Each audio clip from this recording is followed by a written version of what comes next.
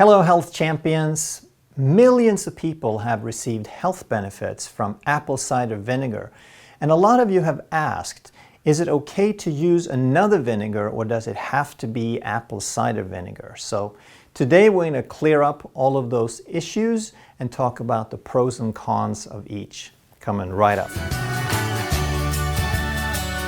Hey, I'm Dr. Ekberg. I'm a holistic doctor and a former Olympic decathlete. And if you want to truly master health by understanding how the body really works, make sure you subscribe and hit that notification bell so you don't miss anything. So to compare the different kinds of vinegar, let's quickly look at the benefits first. So the first benefit, which has been thoroughly documented and researched, is that it increases insulin sensitivity.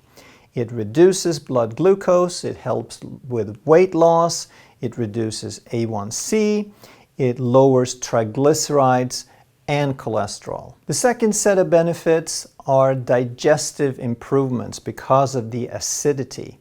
The digestive tract depends on acid, so when we don't have enough acid being naturally produced, then things will work better if we add some. We can digest proteins better, minerals can only be absorbed in an acid environment. We have antimicrobial properties. Some of the pathogenic bacteria are sensitive to acid, so when we lower the pH, then they're killed off. Bile is released in response to acid, and so are also pancreatic enzymes. So there's a lot of digestive function that depends on proper amounts of acid. The third set of benefits is that apple cider vinegar contains some enzymes and bacteria. There's some residue called the mother, the sludge at the bottom of the bottle, that has some of this in it that could potentially act as probiotics, that could help balance our biome, our gut bacteria. And in doing that, it can help the overall digestion, because if we can make the whole environment healthier down there, then it can improve digestion, it can reduce leaky gut, and because leaky gut produces food sensitivities, if we can heal it, then we reduce those food sensitivities and we improve food tolerance. We can reduce inflammation, and when everything is working better, now we can also absorb the food, because we have to have a healthy gut in order to have the proper surface area to absorb those nutrients. Now, is there a difference in how it's made? If we want to make apple cider vinegar, we start off with apples, obviously. We add some yeast, and the yeast start eating the sugar in the apples. They ferment it and they turn it into ethanol or alcohol, like in wine.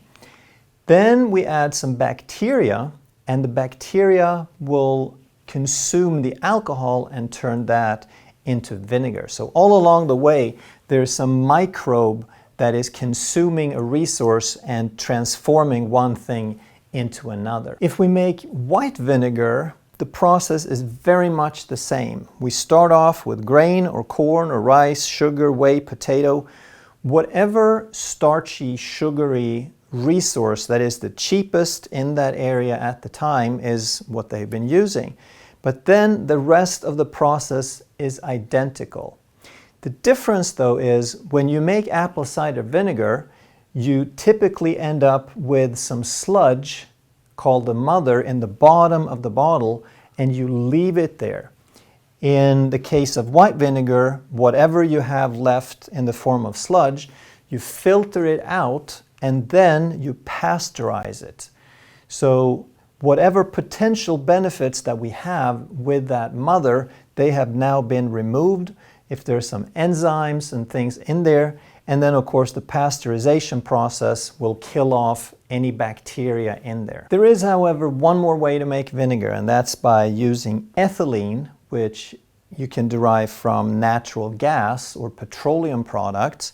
So if they're cheaper at the time than these, then that has been favored in some areas. And now you can take that ethylene into vinegar in an oxidation process using metal catalysts. They're using things like palladium and copper. And that, of course, is a completely different animal because in both of these cases, it's a biological process. We have living organisms, we have microbes that are consuming a substrate of value, whereas here it's just a purely chemical transformation. So here's a biological and here's an industrial process. Now, in most countries, if the vinegar is intended for human consumption as opposed to cleaning or some industrial purpose, then for human consumption it has to come from a biological process. But there are some countries that don't make that distinction, so they can sell you vinegar for human consumption from any of these processes. Then which one do we go with? Which one has the most benefits? Well, the research has been done on how it improves insulin sensitivity. But the research doesn't specifically mention apple cider vinegar. It talks about vinegar or acetic acid. And all of the benefits, they don't really know the mechanism, but they know that vinegar and acetic acid does produce insulin sensitivity. And that doesn't exclude apple cider vinegar because obviously apple cider vinegar has acetic acid in it. The next one has to do with the digestion based on the acidic properties, and this has not been researched by itself, but we do know enough about digestion and physiology that we have very good reason to believe that the acidity is why it works the way it does, and a lot of the digestive benefits are because of acidic properties. The third one is how the digestion might be improved based on enzymes or bacteria contained in the vinegar. And here we basically have just guessing and anecdotal evidence to go by. We do know that vinegar can contain some enzymes and bacteria, but we don't know to what extent they are useful or beneficial or what difference they make. So when we look at apple cider vinegar versus white vinegar based on insulin sensitivity, then both of them are basically equal. We have no reason to believe there's a difference. When we talk about the acidity, then again, they're going to be equal because it has to do with how much acetic acid do they contain and what is the pH. But the third one is where there is a difference because the white vinegar is filtered and pasteurized and it's guaranteed to remove all the enzymes and bacteria. So in this sense, apple cider vinegar would have more benefits, even though we're not sure exactly how much benefits those are. Which one you pick in the end is pretty much going to be up to you.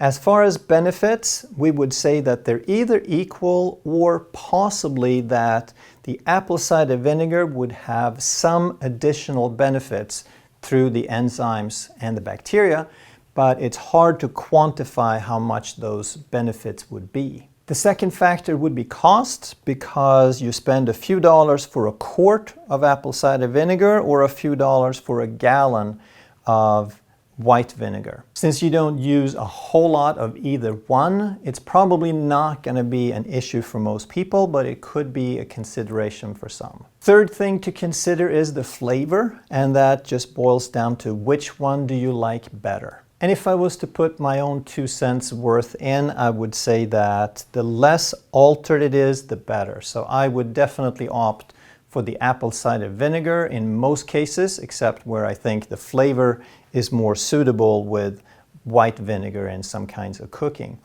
The more I study health, the more I see that the more we leave things the way they are, the less we interfere, the less we process it, the more microbes, the more natural life that we allow to be in there, the better off we are. If you enjoyed this video and you'd like to learn more about how to get truly healthy and how the body really works, I think you'd really enjoy that video.